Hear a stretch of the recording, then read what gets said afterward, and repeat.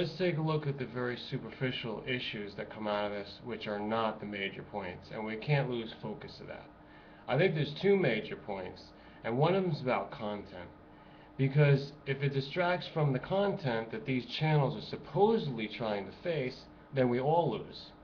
But maybe we gain by just sorting it out. So you have to go through the process. A little bit violent, a little bit messy. We will come out with truth in the end. There's another major point, but I'll get to that later. Here's the minor points that really don't matter, but everyone's going to focus on now, so I'm going to touch on them. It's about gaming the system.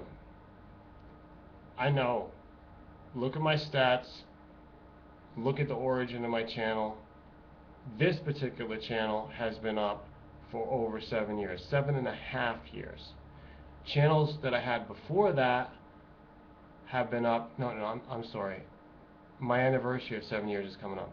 My older existing channels are 7.5 years plus, and I've had channels for 8 years now suspended forever into YouTube cyber hell. One of them, my main one, my flagship channel, which it was huge, people remember it from back in the day, called simply Entertainment Giant. You will not find it, but if you look on the archives, Amazon.com owns it, Wayback Time Machine, you will find it. Take a look. Also some of my other channels. Some of my adversaries had channels. You look them up. I will give the names if you want to do the research. Gaming the system can happen, and if you get caught for it for any reason that YouTube wants to punish, and that's arbitrary, okay? It punished me and I didn't do anything that major. Other people get away with stuff because they're really big and they have favoritism because of an inside connect. Now what I always thought, Dutchsinse, he must have an inside connect, or he's majorly gaming the system. Now, if this whole thing is a scam, he lost his channel to get more attention to his other channel, and then he will recover his original main channel. I don't know. I'm not sure yet. I'm just saying. Of course, he wouldn't like me saying that. But it is a possibility when you investigate into these things. Crazy stuff goes on. But look, if it's true, just at face value, what he says is that YouTube canceled the channel. They took it down, they, whatever the term they use, suspended, deleted, or whatever. By the way, if they know his other channels are associated with that one, if they have the connections in their system, if it was what they call legacy channels, prior date, or if they were newer channels, they might not be able to associate them. But they're going to get strikes against them because they're interconnected with this main channel that got canned. What is the reason? So far, I don't hear too much about it. I hear from the videos that Suspicious Observers put out was that Dutchsinse was violating TOS on drop stalking, possibly threatening by PM. Dutchsinse said he wasn't doing that because everything was in the open public that Suspicious Observers already have put out. Hey, if that's true, then why does Suspicious Observers say that this stuff was dug up and it was connected from stuff that was not connected before, and he threatened to reveal it? If Suspicious Observers put out wedding pictures under his private name and maybe to share with family or whatever, but those on public websites, it's questionable if that's a crime or a violation of YouTube. It's questionable. So therefore, if it's questionable, why did YouTube take action? So far, I don't really know, and I need to have exact facts as to the people's best determination of why YouTube took action. Because they don't just take action. You know, they have to verify it. A channel doesn't get canceled, especially a large channel that is bringing them views. Legit views that they're making money on. Because YouTube's all about making money. Google YouTube, Google AdSense, all this stuff. And by the way, Dutchsinse must be a partner, right? I, it's a big presumption, but I don't even know that. Can somebody tell me, was he a partner? He must have been a partner. And how many of his other channels are partnered? This is going to factor in. When you get a partner channel canceled by this, not only you jeopardize your money, your earnings, it jeopardizes everything. Everything. Everything. In Google AdSense, AdWords, if you're paying them. I'm wondering if Dutchsinse, according to YouTube, has been canceled because of some kind of gaming of the system, cheating, buying views. I've heard you can do that. Never did it myself. If I did, I'd be huge. Now it comes down to the question of quality. Why we're on here, folks? Why are we on here? Why are we on here? Am I on here to have fake people, sock puppets, comments that I put in all myself? Listen, when I write from another one of my channels that I'm signed into, it's because I'm trying to get around the comment limit and have to type in the security word all the time. That kind of nonsense. And because I'm circulating amongst my channels. That's legal. That's totally legal. I have multiple channels because of the legit reasons that everyone else has done it since 2006. Even in 2005, there were a few people that were playing around with multiple channels. Even at that early stage. People like My Lemonholes, people like Trevor Rieger, these people were like creating multiple accounts because they know that they were getting canceled. And YouTube was on to them. The IT people in there, whoever, the YouTube monkeys, were looking to cancel out these people by finding out how they're getting around the IPs, and they just go, okay, what's their ISP? Just shut them down. Like people like producing, what was his name? Oh my goodness, he was really crude, but he was big in the beginning. Producing 101 or something like that. He got suspended for life. Trevor Rieger, you never see anymore. Some of his videos are still up. It's just mirrors on, fan accounts. He's not on here. He's given it up. I don't know what he's doing with his life now. Maybe he got a real life. But when it comes to totally gaming the system, and I've also heard that Tila Tequila is a major, cheater player on here. And I know her from back in the days when live video was hot, when it was skyrocketing, and actually seemed to be an alternative to YouTube, which it never turned out to be.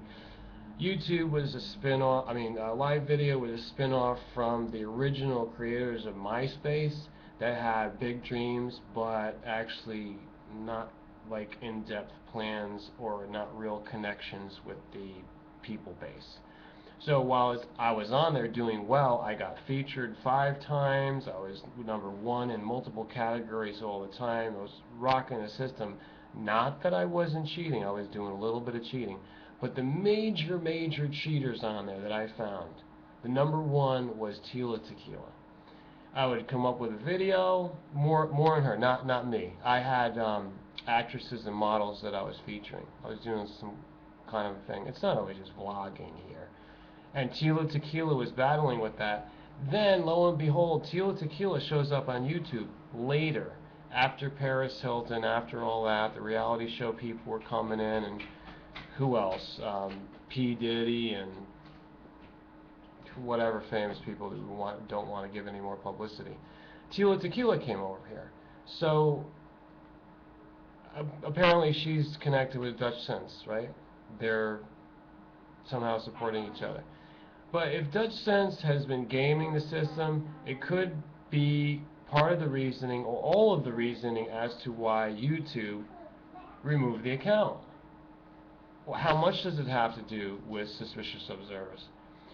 If it's a violation of the TOS in terms of privacy, that means that there's going to be a criminal investigation, and sometimes that involves the FBI. So that's kind of serious. I don't know how you feel about it.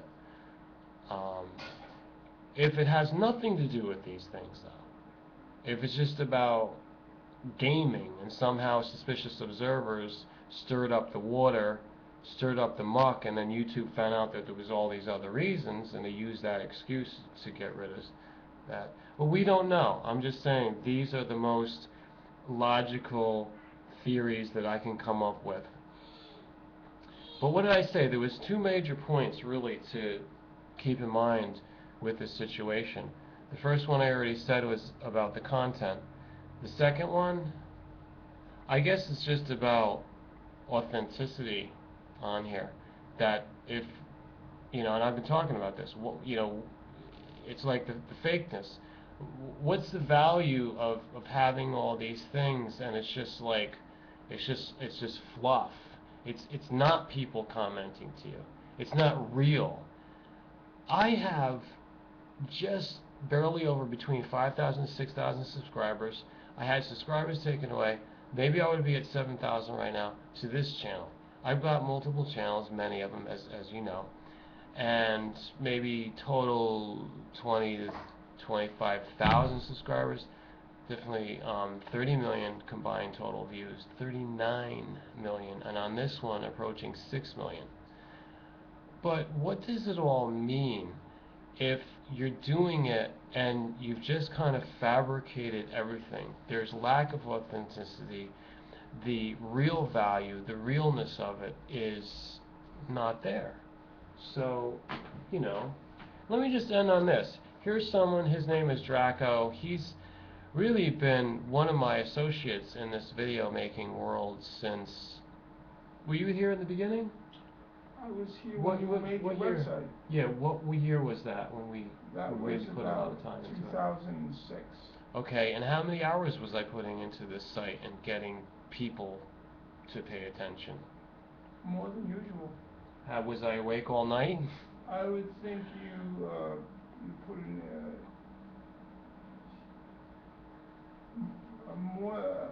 you basically did what you had to do to develop the site.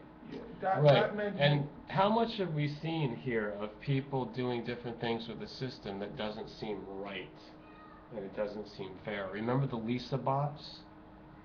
Spam bots? This is what people do. How much struggle is involved with just getting attention, just getting your message out? I would think that it's a challenge. That's why opening as many websites to reach as many personalities as possible. In a legit way. Yeah. So this is what the question is. The bottom line that comes down to it. Certain things have to be verified. I'm starting to question Suspicious Observers right now. Okay? I'm listening to his content, but like I said, I'll get into that in a separate video. Because what did he say about the ClimateGate, global warming? He's saying that human activity, how much of it has really affected our problems that we're looking at. So, he has his whole theory worked out, and he's prime on the magnetosphere and the magnetic pole shift that could be imminent, and saying that this has been in the works for 200 to 400 years already. So what does it have to do with human industrial activity? Well, I don't know. I think I'll have to do a spiritual video about that.